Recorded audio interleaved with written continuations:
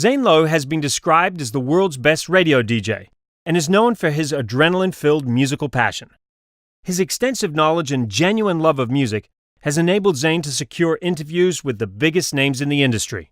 I knew I couldn't go back. You just put it out there. She said you've got less than a year to live. Just dug even Luck deeper. is the residue of design. Nobody else was doing it, so why couldn't I? That was the turning point. Hi, I'm Phil Keoghan. Welcome to the BUCKiT podcast, where I talk to mavericks, innovators, and disruptors.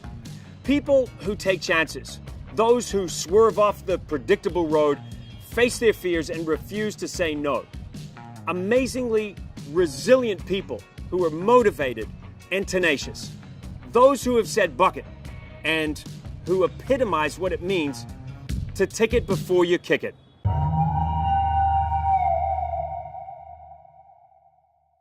Arguably the most influential and respected radio host on the planet has finally secured a much-anticipated interview with Kanye West. The interview is going as planned until Kanye looks straight down the barrel of the camera and for the next hour gives a raw and emotional monologue. It's a game-changer for Zane Lowe. So how did a relatively unknown rapper and local TV host from New Zealand go on to win Music Broadcaster of the Year 3 times in the UK and then become the creative director and on-air host at Apple's Beats One in Los Angeles? His incredible success story is one of tenacity, perseverance, and eternal optimism. I feel like it's probably time to hang up now because I've got third degree. I caught up with Zane in the Beats One studio in Los Angeles. Sweet. Thanks for having us in your space. We've completely taken over. That's a pleasure. We just put our cameras in here and took over your space. Whatever you want. You already know. You already know. I mean, you already know when you asked to do this. You already know how I feel about it. So yeah. Glad to be here. Oh, tell us about the Kanye interview. Which one? Well, the one where he got quite emotional and... Right, and, so the one. Yes, the one. For me, at least. Yes. Right. Well, we tried to interview him for some time and he'd been kind of off the radar. He hadn't done any press, at least. I think for about 3 years, maybe. He'd gone sort of radio silence. And we sort of had tried a few times to talk to Kanye and it had been tentatively booked and then cancelled, tentatively booked and then cancelled. So we knew what we were getting ourselves into, and this thing got booked, and we were like, it's not going to happen. And they right up to on the day, it's not going to happen. And the next thing you know, I'm down in the studio, and it's not going to happen. And then I'm sitting in the chair with my questions, it's still not going to happen. And then he walks past on his own, like this, like the glass, and just walks in, he's like, hey, what's up? On his own, sits down, and we just started. For the first 8 minutes, it went exactly as I wanted it to. Deep discussion about music, the album, beats, music, all the things that I thought that I wanted to get out of that interview. And then he just pivoted to the camera and just gave the most amazing dialogue, you know. And I remember at the time having to concentrate really hard initially to work out what my role in it was and having to just go, just shut up. Yeah. To me, like to myself, just shut up. Don't say anything. Don't interject. Don't interject, don't interrupt, don't interject. And just really consciously saying to myself, like, don't say anything. Because it's that, you know, we're conversationalists. I mean, this has been pretty, like, this is a bit of game of table tennis going on here. You know, that's how we like to have conversations, right? It's a little bit of like, it's a connection. But there is a moment when you're interviewing people where sometimes you just have to know to and shut up. I'd never been that good at that. And I remember thinking, if you're ever going to learn that lesson, today's the day you should learn that lesson. So I shut up, I let it happen, I interjected a few times. It became a sort of running joke amongst people online that, you know, the best interview of his career and he only asked 4 questions. He only asked 4 questions. But as soon as he stopped talking, it got really interesting. But it was exactly, which is I'm totally fine with, by the way. Henceforth, check your ego at the door. But and I remember it went on for like 90 minutes and then we finished and he was so happy, he left. I woke up the next morning, I said to my producer, who's, again, came with me, works here at Apple, James, I said to him, I'm not sure, man. I don't even know. I don't even know what we have. I don't even know. Maybe we shouldn't. And I checked myself and he said, nah, you need to put the headphones on and have a listen to this. And what you need to do is just listen to the whole thing from start. And when you hear something that you're not comfortable with, press stop, make a note. And he came back after like 15 minutes. He said, how are we getting on? I went, we're good. And that was it. Put the whole thing out. Because I recognized straight away, and like with some perspective, just how amazing he was in that moment. And just let it go. Oh, dude. I mean, it was, for me, what I loved about it was just like pure ambition, pure goal, pure manifestation, pure frustration, all the things that, you know, we're so used to seeing our artists bury for the sake of creating a veneer, an approachable veneer in order to quote unquote promote something. He just was like, I'm not promoting anything right now except myself. And I'm going to do it from the most heartfelt place possible. And it was amazing. And to this day, people still quote that interview to me. And I'm just proud I had a small role to play in it. 4 questions, man. See, your whole life, your whole career built up to that moment where you made that decision. Shut the fuck up. And I'm really glad I did. And to be honest with you, and this is part of life, right? When you learn a lesson and it's a good one, you stick with it. And so I really try to do that now. I try to like listen a lot more than I ever used to. And I mean, I'm not putting too fine a point on it when I say that interviews kind of changed my life. And actually, to some degree, I mean, really, it was like Jay-Z, Kanye, Eminem within 6 months. That just sort of changed everything. That's a lineup. Yeah, it was amazing. And it sort of opened the door, I think, to some degree to America in terms of like, all right, well, whether we like this guy or not, he seems to be able to get inside the room with these artists. So let's see what he's got to offer. You're famous now all over the world. People listen to you all over the world, millions of people. But for those people who don't know who Zane Lowe is with the New Zealand accent, how do you describe yourself? Music fan. Yeah. Straight up. Music fan from day one. Obsessed with it, love it. Attached itself to every part of my life. Didn't want that experience to end, and have just been searching for new and exciting ways to remain that and make that my life.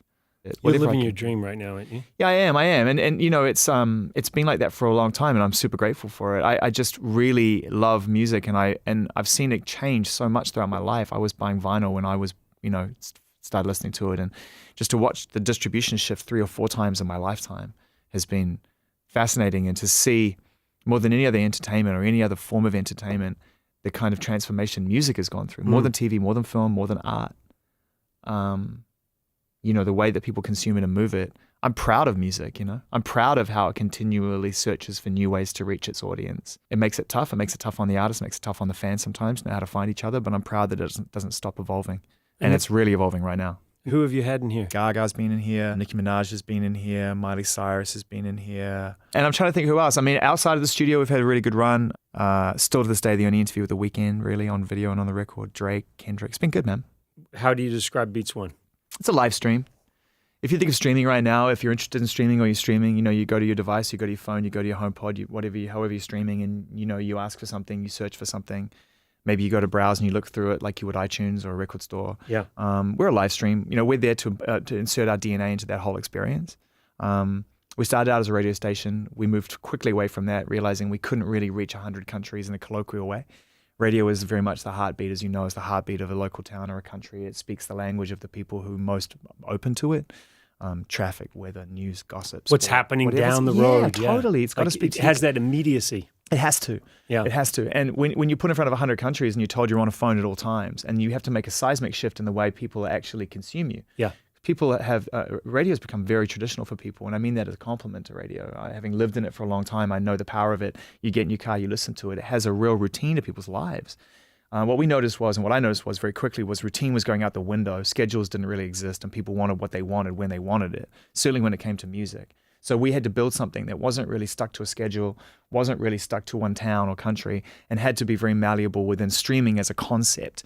And streaming is fast, fluid, all the time. Records are coming at you all the time. People are streaming records right now. The accumulation of streams is happening right now all the time. And a lot of people think of you as a really great filter for like getting through all of that clutter. Right. Because there's just so much stuff out there. Yeah, there's a lot of Do music. you ever feel overwhelmed by what's out there? Like maybe you're missing out on something because it's coming at you left, right, and center and from so many different sources? It's a good question, and I tell you what's funny is that it may not be the answer you're expecting. I actually felt more overwhelmed when I wasn't in streaming. I felt more overwhelmed when people were sending demos. Yeah, I felt more overwhelmed when I had 2 hours a night to play this music, and I thought, like, you've got to get it all in, and I missed that, and I missed that, I'm so into streaming. Even just as a fan, I'm in. Like, I love it, and I use it all the time. For you as a listener, how are you listening? Are you listening on your phone, in the car, everything? Yeah, all of that. HomePod, phone, in the car, on my laptop, headphones, however I can get it. In the shower, do you have like a little... Yeah, I have speakers in my bathroom. I have speakers all over my house, man. And for me, it's really awoken that insatiable appetite for music that I had when I was a kid that became more structured as I started to become more successful within the music business. I would have to structure how I listened to music and how I approached it almost like it was part of my day. And now I get in my car and with my kids, and I don't structure anything. I just search, or I go to browse, and rather than think, do I want to listen to that? I go, why wouldn't I want to listen to that? And I just press play on it. Have your kids ever like zeroed in on something and said, hey, Dad, you got to listen to this? Yeah, all the time. Really? All the time. I mean, that's been one of the best moments of my life, is finding them find themselves and not rely on my taste or their mum's taste, and start to listen to their friends and influence each other. Like sometimes I'll play them something and they'll be like, psh, you're late. You know? Oh, really? Oh, God, yeah. Because you got to think about it. They're with their friends all day, every day.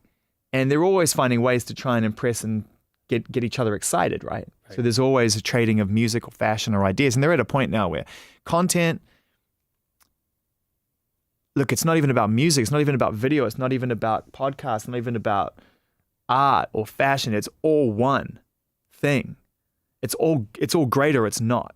And if it's great, do you know about it? Have you heard this? Have you checked this out? Check out this Word of viral mouth, moment. man. It's incredible. And right now, dude, it goes from the mouth to the phone and the phone to the world. Let's go back to your beginnings, because you said you love music, you live music, you breathe music.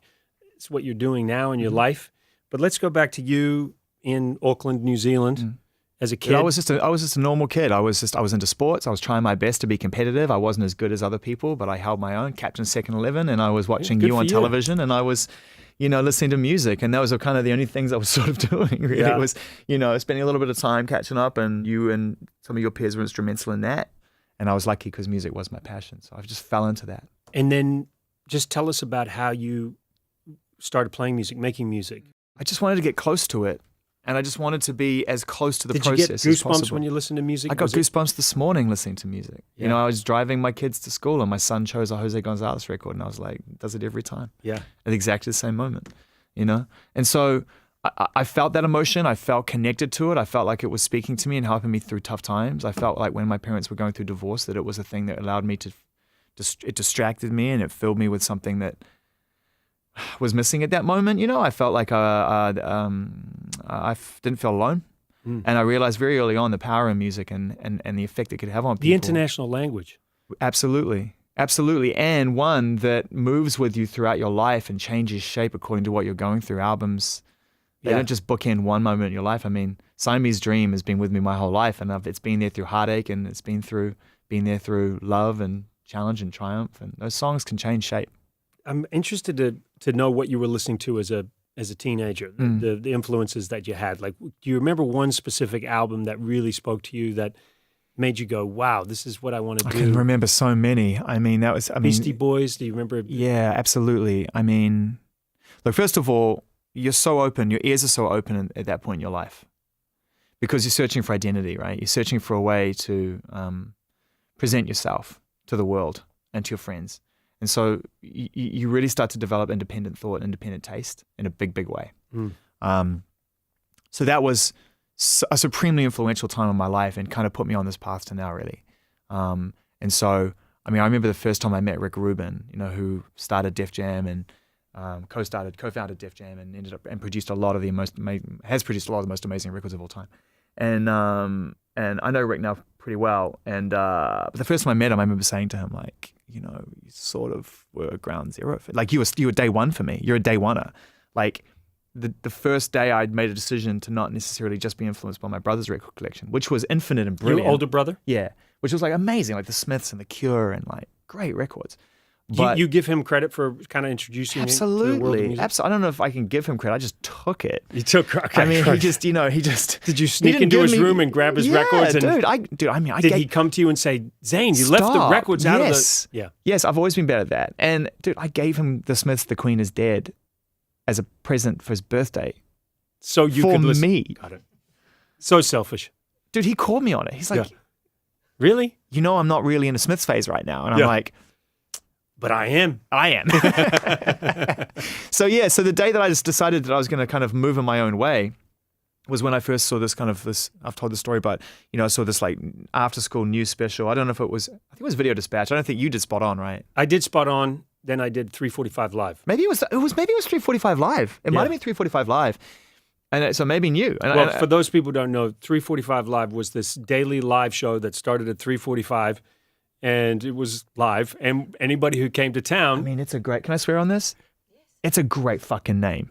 I mean, 345 live. 345. 345 live. It just sounds so good. Yeah. 345 live. Do Yeah. you know how hard names are? You called your show The Amazing Race. I mean, it's like That what gets does it say? confusing sometimes. What does it say on the tin? The Amazing Race. Call it that, right? Yeah. But coming up with names that are catchy is hard. 345 live is so good. 345 live. But they did it like this: 345 live. I remember, Yeah, bro. remember that with the graphic and the whole thing? Yeah, of course. But Anyway, so I saw this video. I saw this thing on after school. It might have been Video Dispatch. I think it might have been it might have been pre 345 live, and I thought that's me.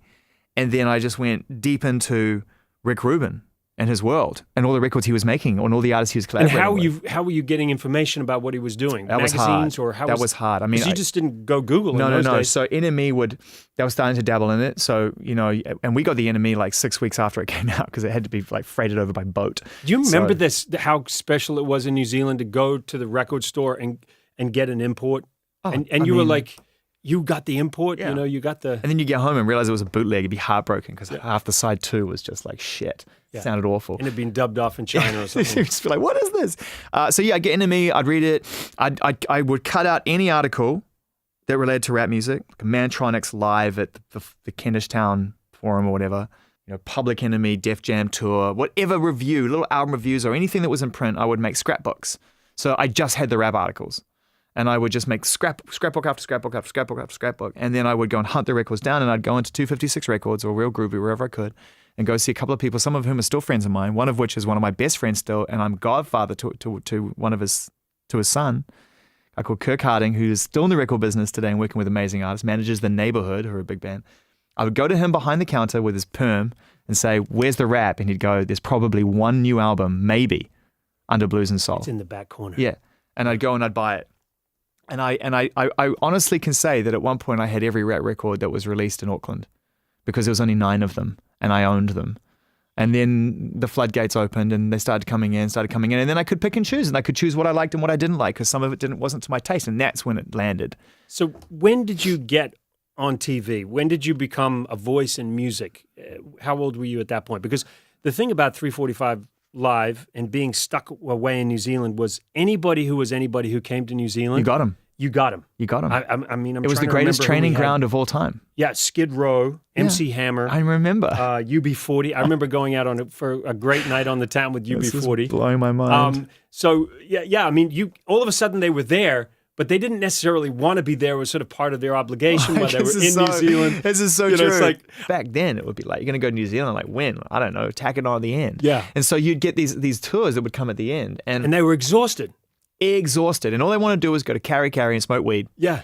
And Right. go surfing at Raglan Go to Piha, smoke weed, hang Yeah. out. They didn't want to do anything. But of course, God bless those early people in the New Zealand music business, the Yeah. few people that were running promo that would say, you got to go through Max TV or you got to go through So that's where 345 you Live. were. You were at Max TV, Correct. which came after I'd gone overseas by the time. remember. I'm sorry I missed you. I'm at sorry that you point. left. Yeah.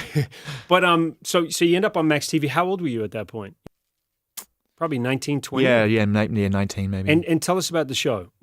So, I mean, well, first of all, I was working in a bar, blah, blah, blah. And then it's actually Daniel and Katie Wrightson Yep. and their parents, Dale Mm-hmm. and Gillian, they were putting together Max TV, and they had the idea of like, well, does Zane want to come and do some work? Because we need some people to play videos, and we're just getting started, and we'll see where it lands, and we'll see what opportunity that we or he can create for himself, but it seems like a good opportunity. And I was super grateful because I was pretty lost at that time. And in terms of like what I was going to do with my life, and was making beats, producing records, but the penny had kind of dropped that maybe I wasn't going to be able to live off making beats in my mum's house, So I was so grateful for the opportunity. I jumped at it, and so I was right there, sort of at the beginning of Max, and What were you doing? just literally putting in beta tapes and pressing play, and making sure that we didn't go to dead air. For people who don't know what Well, beta okay, tapes so are, so they're we, basically just analog so we had a bunch of tapes. monitors. So these things weren't automated at that point. Yeah. You'd have someone would have to put the tape in and press play. Yeah, that was you. And then when that video would end, in 20 seconds, you'd have to have the other one ready to go, and then there would be a transition machine that would create a fade, and you'd press play on the other one and make sure you'd press an ad, make sure the ads got played, and just make sure there was no dead air. So I was doing that, and then after a certain period of time, I just sort of said, look, there's a show without a host, and I said, I'm into hip hop and stuff. I know it's just dance, but whatever, we can like make it work. And so I started presenting that, and then that led to a show, and then Bish Bosh Bash did a bunch of things at Max in terms of on air and things like that, and learned a ton. And as you pointed out, interviewed a ton of people. I mean, Amazing. crazy. Come on, Zane. I mean, for you Katie as Lang, a Garth young Brooks, kid to Meatloaf. I mean, Chris Cornell, rest his soul. Billy Corgan, the Beastie Boys. I want to know what happened when you interviewed the Beastie Boys, because Terrible. that was a big life lesson for you. It was a big life lesson for me because I had prepared for days to do it. It was sort of my absolute moment. Like, this is the peak of the mountain for me right now in my life. And they were, and remain to this day, the most influential artistic group of my life. They influenced me in ways that go beyond music, I would read everything that they said. I would look at everything that they told me to look at. I would buy anything or try to that they thought was cool. I even almost thought golf was cool at one point because they were into it. So, and now I've realized in old age that golf is very cool. Just very hard to play. Very hard to play. I don't play it, but it's very cool. But as a kid, I was like, golf? Man, Beastie Boys are really pushing it this time, but I'll have a crack at this, right? So that's the degree of dedication that I had for the band. And then I had an opportunity to interview them. They're coming in on the Ill Communication tour. And I thought I was prepared. And the lesson I learned was you can totally over-prepare. You can't control the situation. You can't control your subject. And you've got to be really malleable and willing to be able to move with them in whatever mood they're in. I had a pretty good run up until then. And they just weren't into it. Yeah. They weren't into what I considered to be. You had an agenda. And they weren't into it. Right. They weren't not into it. They just were into their own thing. And, I look back on it now. What did I expect? I mean, what we loved about the Beasties was that they were the gang we all wanted to be in. They were the club we all wanted to be in. And I thought that if I asked the right questions, I might get temporary entry. And it was just no way. Do you feel like maybe you were trying to prove to them that you were a big fan and that you knew everything? I mean, that is like one of the biggest traps for young players in the interview game. Is you go in there thinking, I'm going to wow you with science, and they're like, why are you telling us our history? We already know it. Yeah. What are you trying to get in my head now? No, because you're telling me things I already know. I was there. I get it that you have read the book or you've read the article or you've listened to the album. That's awesome. Give me something new. And I didn't have anything, and I was so devastated. And I did it take the steam out of you to a point where you thought, man, this is not the business for me, or did you just sort of want to dig in? It was worse than that to some degree. I asked my boss at the time to not play it. And he agreed because I was really seriously So it never upset. went to air? Never went to air. But I was wrong. It's not about me. It's about them. People aren't tuning in to see me win. They're tuning in to see the Beastie Boys, and I have to be a conduit for that. And if they decide that I'm going to be the one that and it was always lovingly, mock or have fun with or play with, that's what they are. Yeah. If I talked to them afterwards and said, why were you like that? They would have gone like, why? This is what we do. Yeah. They weren't doing anything that wasn't natural to them as a group, and anything that I didn't love about them as a group. It's just I was on the receiving end, and I thought for a minute that they were going to appreciate me, and they did, but just in their own way. And as I got older, I learned to move with the Beastie Boys at their own pace. And now Mike D's I can honestly say Mike's is a friend of mine, and blows my mind to even say that, but it's also the power of when you think it and you put it out there, you bring it to yourself, right? Maybe that was meant to happen, Maybe I have no doubt. Maybe that was part of your journey. I have no doubt because we're talking about it. And if we're talking about it, then it's stuck. And it's a lesson that's stuck. And it's something that I don't mind telling because I feel like if you're in a situation where you want to be curious and you want to be part of a conversation, then you must, to the best of your ability, check your ego at the door because you are a vessel of information. Yeah, I've seen that quote from you where you said you're a conduit between the artist and the fan. 100%. There is no conversation that I can lead that if it's not of value to the artist or the fan, then I should be having it privately. Right. I like being uncomfortable enough. I like to get to a situation where it's uncomfortable enough. But I always come from a place, and I get a little bit of slack for this, but I always come from a place of empathy for the artist because I am, as you asked at the very beginning, and remain a fan. Yeah. And I can't not be that. If I'm not a fan entirely, I start to become a critic. And critics can be fans, but they've also got to be critics. And I've never been very good at being a critic. I think, one of the things I respect about you, just having read up about you and followed you over the years, is that you have blazed your own trail. I don't feel like you've tried to folloll anybody. I tried to follow you. Are you fucking kidding me? No. I called you when you were on the phone speaking, and you were on. I'll never forget it. You were like, "Hey, what's up?" So you had a much worse American accent back then, by the way. Yeah, because you were trying to fit in. That's what happens when you're young.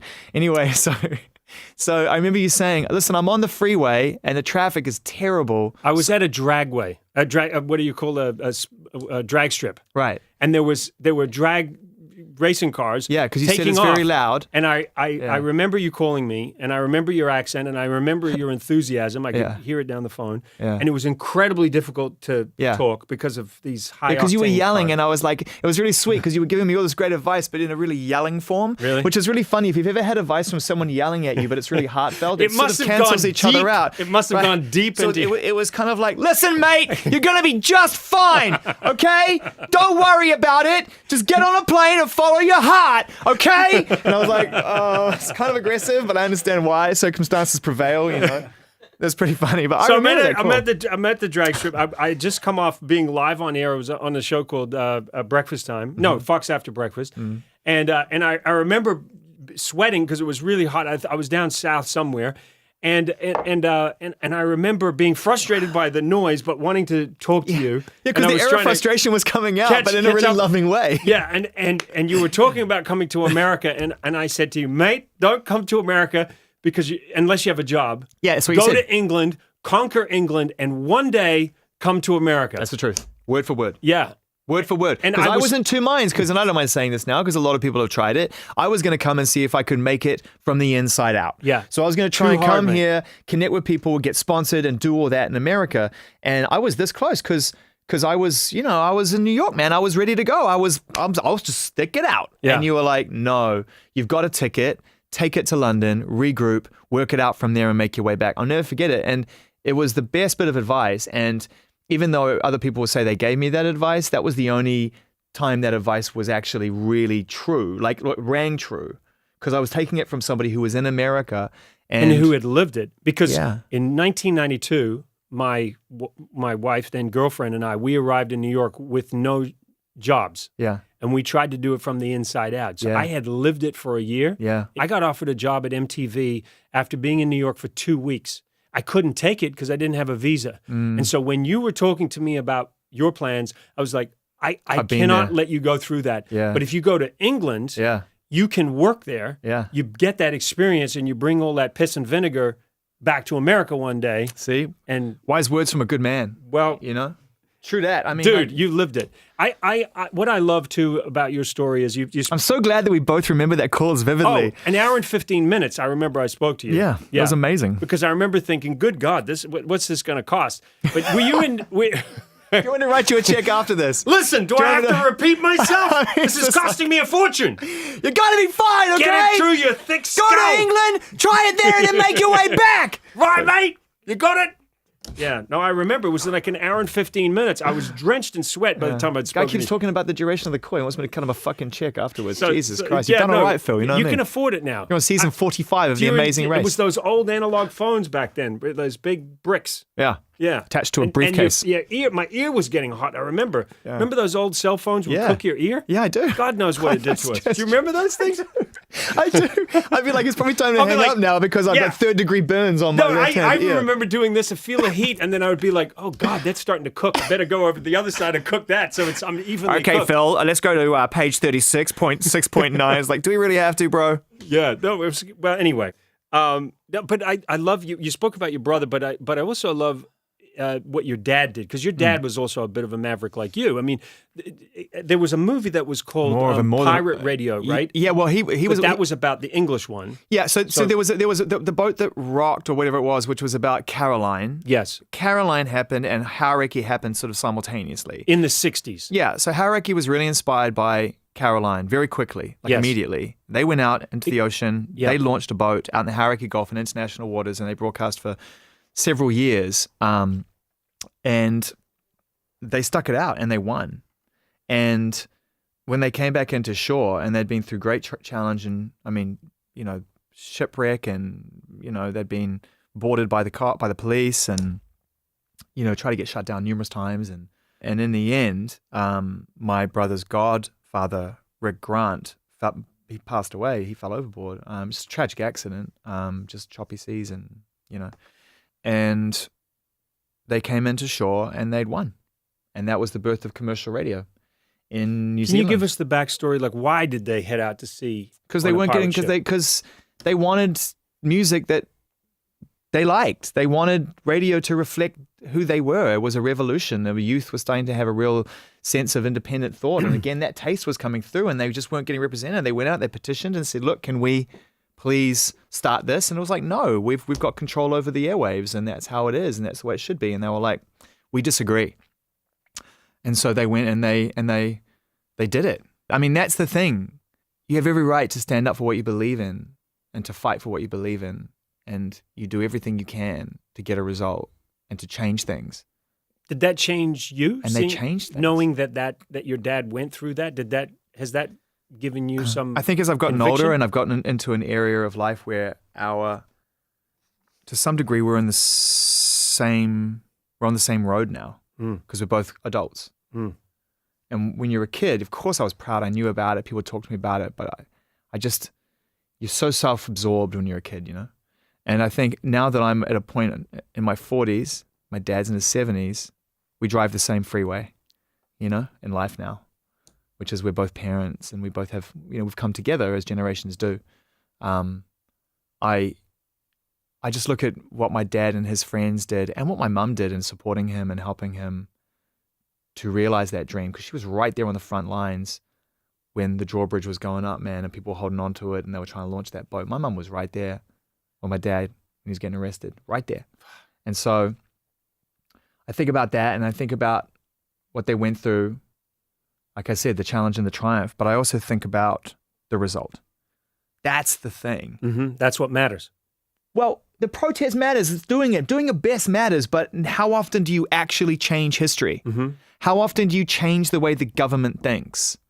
And all of commercial radio now in New Zealand, and subsequently the way that influences, that doesn't just exist within boundaries. That kind of energy shift, that achievement, that resonates globally. That's a real thing. You know what I mean? It's huge. And it's huge. And I couldn't be more proud of my parents for being a part of that. I think he must be proud of you. I mean, just he is, yeah, for sure. Yeah, I mean, both of us, me and my brother. What you've achieved. Let's go back to when I was yelling at you and told you to go to England. And you turn up in England and then how did you make that shift? You've less. First of all, why did you leave New Zealand? Why was it important for you to leave New Zealand? Right. Well, why did you feel like you had to get out? Well, I mean, I had a great job. I was working at Max TV. I felt very fortunate. I was interviewing great artists, and it was brilliant. But why do you get that sense and that sense that there's more? But not everybody does, Zane. I mean, like I did it. I mean, there are a few, but there are a lot of people that are just comfortable to sit back. Do you know what the match was? I saw it all comes from these kind of these right place, right time situations where I'm exposed to something and it just plants an inception, an idea in my head. Yeah. I was watching a New Zealand version of 60 Minutes and it was telling a story about Brent Hansen. Okay. And how Brent Hansen had moved from running Radio with Pictures and working in TVNZ or whatever, and he'd moved out to the UK and found himself running MTV Europe. Yeah. And I'm like, wow, a Kiwi. Which he did for like 18 years or something. I mean, and became not only a mentor and a guide, but a very good friend. Yeah. Did you meet up with him when you went to England? Did you have a connection? Yeah, so crazy. So this is a crazy story. So I see this thing, I'm blown away. I'm like, wow, this guy just hasn't changed. He's still got the long hair. He's just moping around like, what's up, typical everybody? Kiwi. Such relaxed. a hippie, right? I love him. And so, but he's running this massive company. And I'm like, this is like, he's a real inspiring story. So I did a show reel. My thing was like, I'm going to get on a plane. I'm going to go. I saw your show reel. Yeah, it was like 40 minutes long. 22. It was so long. 22. So long. Little long. It was so long. It was like an 18-page resume. One hour, 15-minute call and 22 minutes of show reel. I was indulgent back then. And the letter. So, yeah. You'll be happy to know I'm far more refined now. Yeah. Anyway, so I did this show reel. I'm like, I'm going to get on a plane. I'm just going to go. I'm going to hunt this guy down. I'm going to search for this guy. I'm going to find him. I'm going to put the show reel in his hand. I could tell you were going to do that when I was listening to you. Yeah, I'm going to go find this guy. Before I even get to chance to do that, I make this show reel. It ends up in a few hands. I sent it to Brent Hansen. I mailed it to him. Didn't know him. Care of Brent Hansen, MTV Europe. Send it off. Boom. Gave it to a few other people. Roger Shepard, founder of Flying Nun Records, is the man who put it in Brent's hand, I believe. Brent reaches me, goes, hey, super short email writer, like ridiculous, like it's a real skill. Like, hi, Roger showed me your reel. Great. Dad. I remember he signed it Dad. I was like, Dad? All right, interesting. I didn't even ever asked him what that meant. Maybe an acronym He or wanted something. to be your big daddy. No, I just think that he was like, it was an acronym or something. But I remember thinking, fuck, what does that mean? Like, do I just get on a plane tomorrow? Like, what do I do? And then so I went back to him and I did that classic thing of dancing around your influence, dancing around your inspiration and seeing if you can make a connection. And I pushed him and prodded him as much as I possibly could. And eventually he said, look, if you're going to come out here, make a go of it. Look me up. And that's all he said. And I looked him up and that's what started the ball rolling. And Brent will never admit to kind of opening the door for me because he's too humble. But I'm pretty confident he did. And from there, I just wanted to make him proud. I just wanted to go and do the best work I can because for someone like that to have one of his own kind of country folk working in a position with him, you don't want to let him down. No. Right? You want to do great work. I don't think you did. Look, we do these things in our lives because we really have a passion for them. And somewhere along the line, somehow, the people who looked after us instilled in us that you should go for it. Yeah. Don't be afraid. No. And I love that. And I'm grateful forever for that. But it's never been about like, how does that reflect who I am in the eyes of others? You know what I mean? In terms of fame or whatever that is. It's just been like, how good is the work right now? So good. Excellent. Let's keep going, But it takes a lot of guts to leave a small country like New Zealand and to go out and just to give it a go. What was it that you were looking for? I wanted to be in the most exciting room. I still do. And that's very much the same reason why I came to Los Angeles with my family. I wanted to be in the streaming room. I wanted to be in the room with Jimmy Iovine. Yeah. I'd been in some amazing rooms throughout my life, and that's where I learn, and I listen, and I just adapt and try and add value.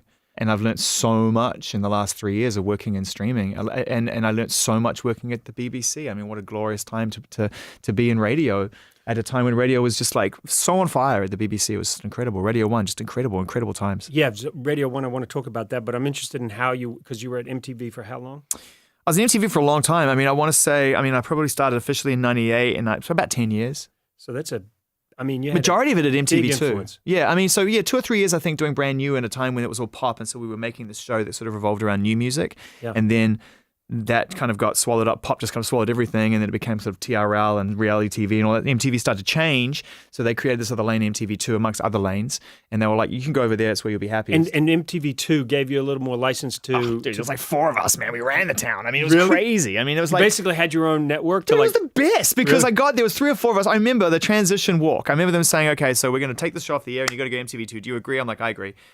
Fine. I didn't know what I was walking into. I was thinking, is this the end of my career? I didn't know what it was. And I walked literally about 10 meters, not even 5 meters down the hallway. That was the transition to another group of desks where there's 3 or 4 desks. And there's a bunch of guys I knew kind of pretty well, but not that well, not well enough to kind of know how we were going to work together. And I said, so I guess I'm yours now. And they're kind of giving me to you. And they were like, all right. And they were like just slow clapping, like, this is going to be the best. And within 3 minutes, we'd come up with a format, named the show Gonzo. Great name.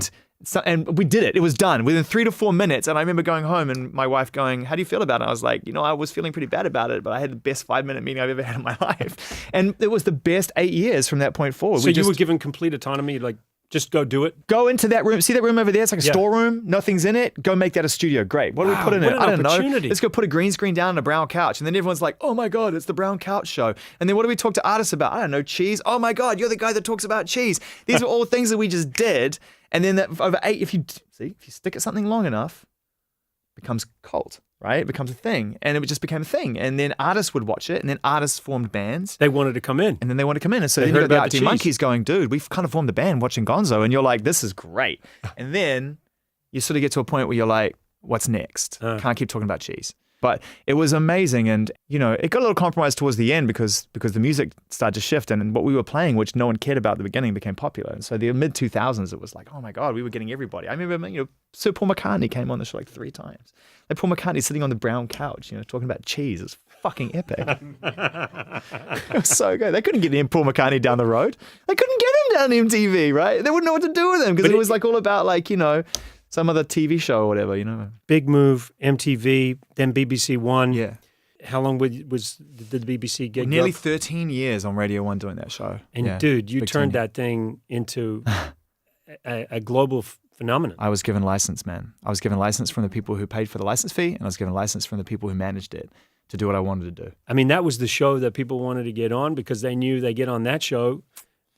That's just a pure byproduct of creative freedom. Yeah. To be able to be creative with You've creativity. been very lucky in that regard. Yeah, totally. And I think to some degree that's because, pick a corner of the room, and it doesn't matter if it's the most popular corner or not, just pick a corner in the room and understand it, love it, appreciate it, dedicate yourself to it, and wait for people to come to it. Yeah, and they have. And that's it. And it may not be the corner every time, but it will have its time. And that's the truth for anything. I mean, how many great stories, great artists, great musicians, great films, great moments that happened decades ago that people discover and say, oh my God, the undiscovered gem. Genius, yeah. So London to Los Angeles, big move, big change, cultural change. You're married, you got kids, Yeah. you decide to move. Yeah. So what do you think? I love it. I mean, and I love it, like I said, I love what it represents for me as a family man now, married nearly 19 years this year, kids 12 and 9, nearly 10. I like the fact that it's making me work. I worked hard when I was in Britain. I would tour a lot, I would be in the studio a lot, and I would be on radio a lot. Those are all fun pursuits. So the work I was doing was a lot of kind of physical work, traveling, running around, not like digging, not like building houses, not The Amazing Race, but still moving a lot, right? Yeah. But the mental, that real kind of like cerebral thing that you remember from school, Yeah. hadn't been woken in a long time. And that's been really woken up out here. You said that radio needed to adapt, a while ago. Yeah. What did you mean by that? I don't know if I agree with that statement anymore. And I think I was probably searching for meaning when I said it. I think I was trying to work out, I think what I was probably saying was I need to adapt. Okay. Remember, Phil, like for a long time, not to get too deep down the rabbit hole, but for a long time when I was playing records on radio, I would have a 4 to 6 week window called pre-promotion time. And me and a few other lucky people were the ones who had the access to the records. The records went out because we were driving promotion and excitement to that point when they were released, in the hope that they had a big first week and were launched properly. And we did a good job of doing that. But we were the place where you'd hear the music. So I mean, how do you lose? Yeah. If you've got the access to the records and you've got a platform to play it, like people have got to come listen to you. You'd have to be try really hard to fuck that up. So, we had this amazing era of making the most of that. We never took it for granted. But now it's got to be out. It's got to be out. If you tell someone about it and they can't hear it or watch it, well, they're going to go somewhere else, right? Yeah. You're going to go somewhere else, especially if you're a kid. You just don't even understand the mentality of waiting like that.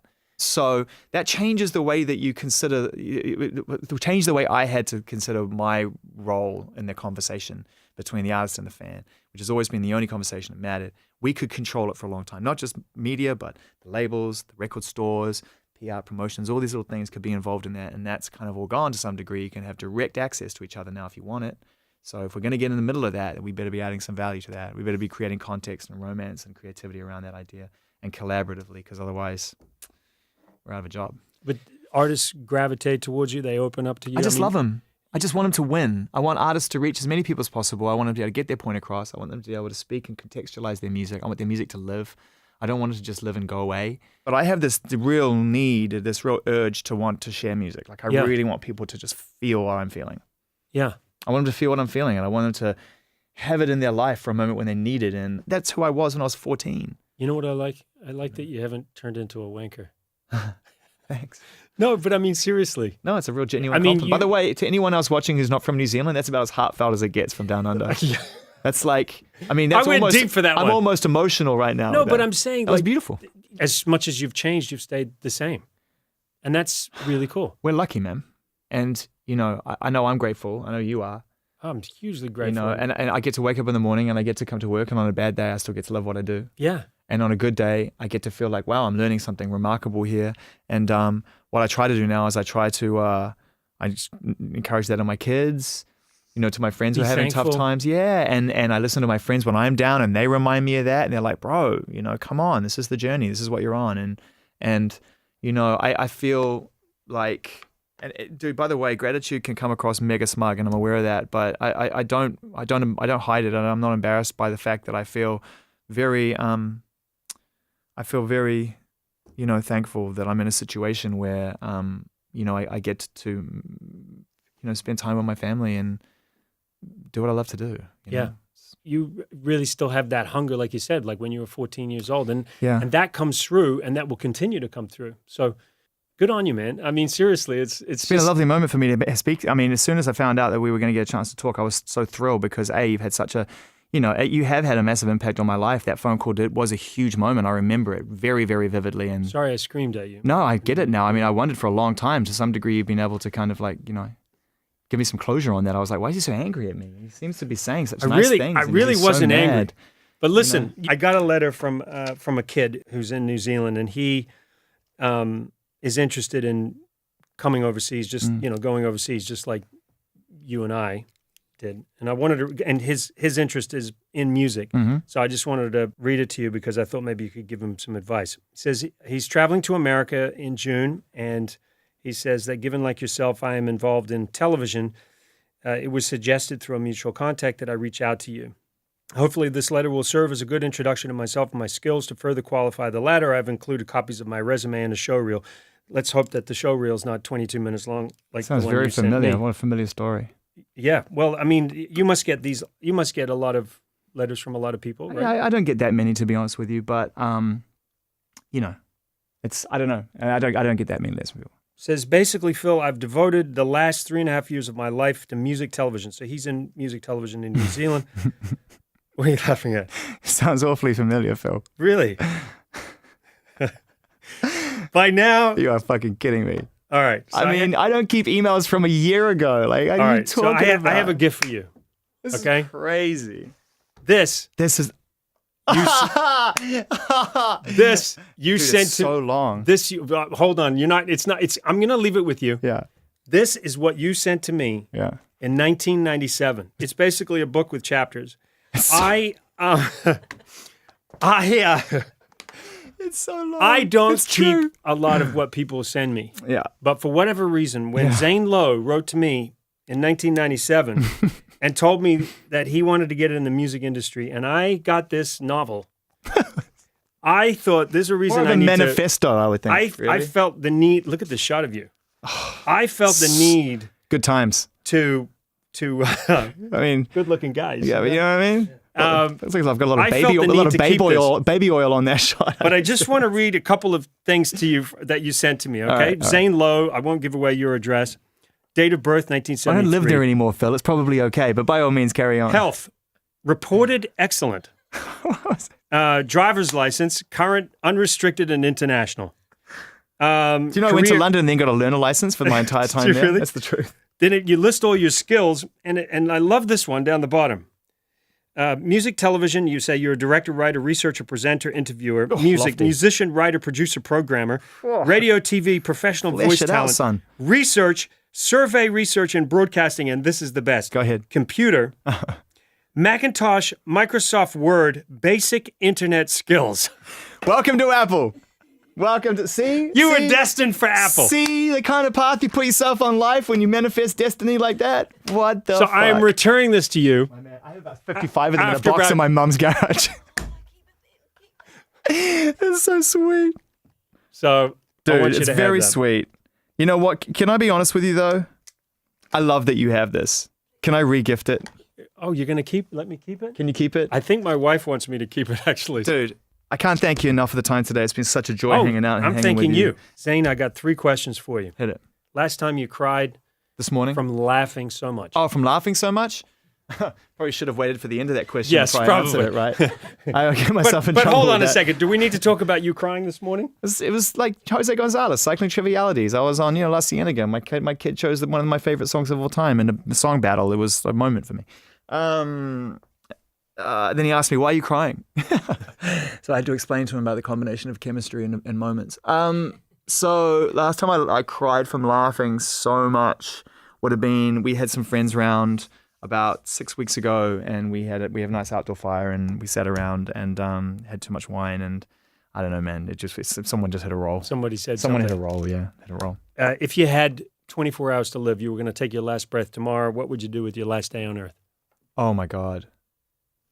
Well, I would just wrap my family up and probably either just keep it simple and order whatever I want, and I love my house, and so I just find the nicest environment and just spend time with my family and watch TV and just go out in arms, which I think is nice. Or I'd get in the car with them and drive PCH as far as I could go.